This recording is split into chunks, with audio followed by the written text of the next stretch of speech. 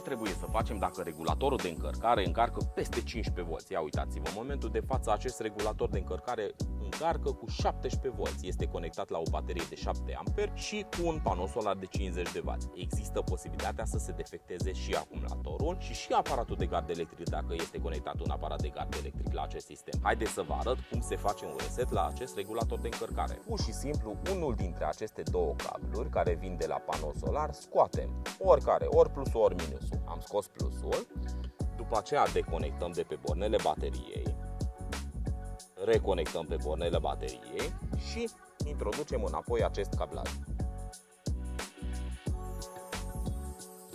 În momentul de față, regulatorul de încărcare a intrat în 12 V. Mai înainte, când a trecut peste 15,2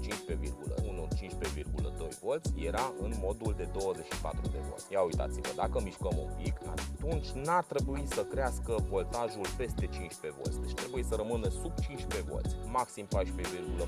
Și mai înainte în poziția asta, bineînțeles că aveam și 16 și 17 V. Deci așa trebuie să resetați regulatorul de încărcare.